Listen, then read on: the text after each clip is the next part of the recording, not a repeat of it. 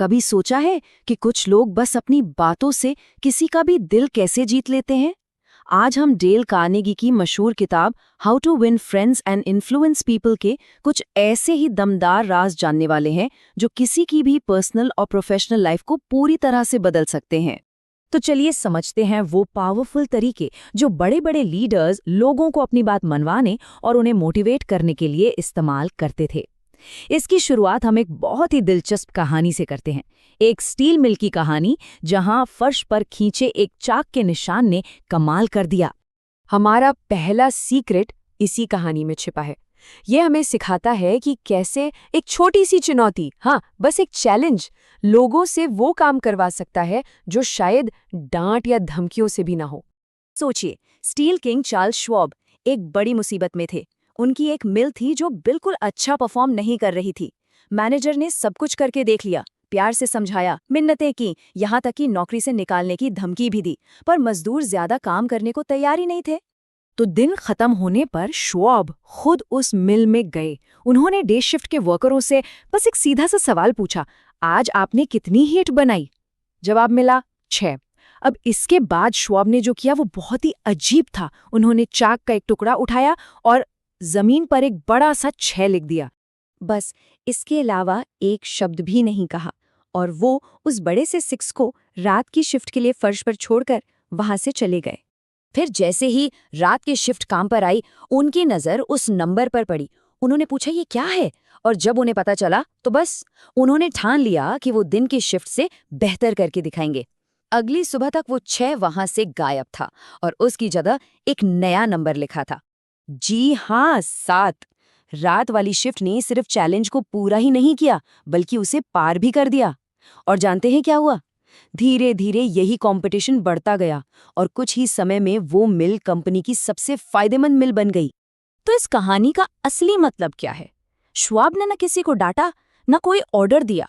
उन्होंने बस एक चैलेंज दिया, एक खेल शुरू कर दिया और लोगों के अंदर की जो बेहतर करने की चाहत होती है ना, उसे जगा दिया।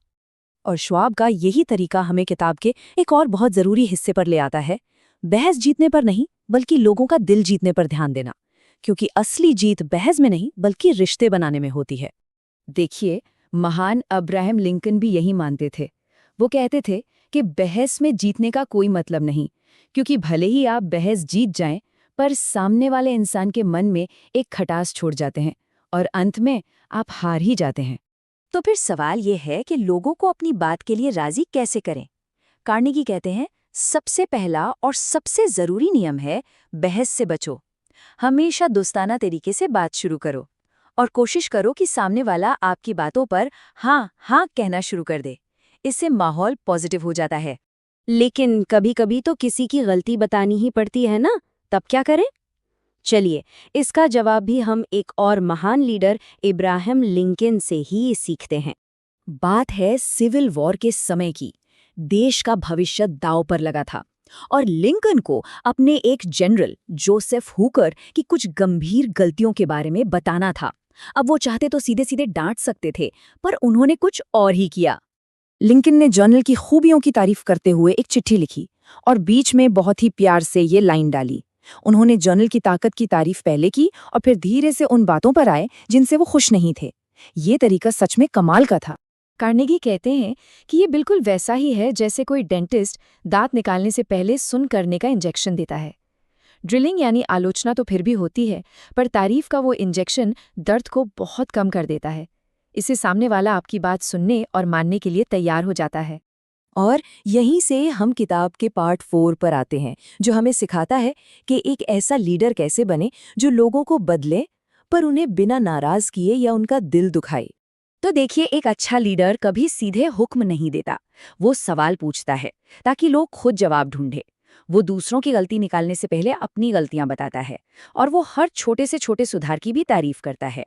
और ये बात चार्ल्स श्वाब से बेहतर कौन जान सकता है, जिनकी कहानी से हमने शुरुआत की थी। वो मानते थे कि उनकी सबसे बड़ी ताकत लोगों की तारीफ करके उनमें जोश भरने की उनकी काबिलियत ही थी। तो ठीक है, हमने ये सब बातें तो जान ली, पर अब सवाल ये है कि इन्हें अपनी रोज की जिंदगी में इस्तेमाल कैसे करें। इसके लिए एक बहुत ही सिंपल 3 स्टेप का ब्लूप्रिंट है। स्टेप 1, बोलने से पहले सुनो। सच में समझने की कोशिश करो।